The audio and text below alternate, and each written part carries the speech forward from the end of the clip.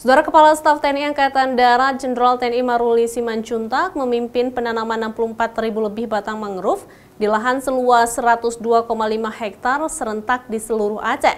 TNI Angkatan Darat menurut Kasat akan menanam hingga jutaan mangrove di seluruh Indonesia.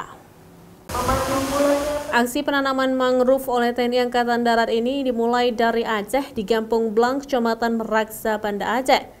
Secara serentak, di seluruh Aceh ada 64.500 batang mangrove yang ditanam dengan luas lahan 102,5 hektar.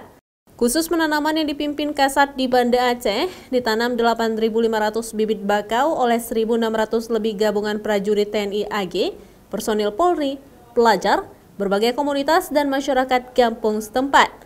Kasat Jenderal Maruli Simanjuntak menegaskan, TNI Angkatan Darat peduli terhadap pelestarian lingkungan. Mangrove menurut Kasat sangat besar manfaatnya diantaranya sebagai banteng alami yang dapat melindungi pesisir dari ancaman bencana. Selain itu bagi Angkatan Darat, hutan mangrove juga relevan dengan konsep pertahanan TNI Angkatan Darat, yaitu alam menjadi sistem pertahanan yang mumpuni. Kalau sebetulnya ini relevan dengan tugas TNI Angkatan Darat khususnya, bahwa konsep pertahanan kita adalah perlawanan rakyat semesta. Jadi rakyat-rakyat ini harus dibuat mereka jadi lumbung-lumbung pangan untuk perlawanan kita. Alamnya itu tempat persembunyian kita.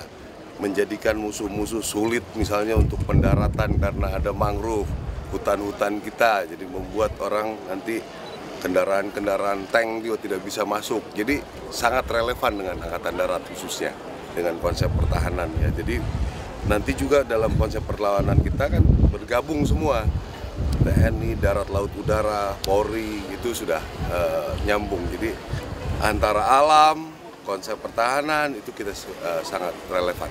Sementara itu, begitu besar manfaat mangrove, TNI Angkatan Darat berkeinginan untuk menanam jutaan mangrove di Indonesia yang didukung oleh 3 matra TNI dan berkolaborasi dengan rakyat. TNI AD bersama rakyat bersatu dengan alam untuk Negara Kesatuan Republik Indonesia. Mustajab, Kompas TV, Banda Aceh.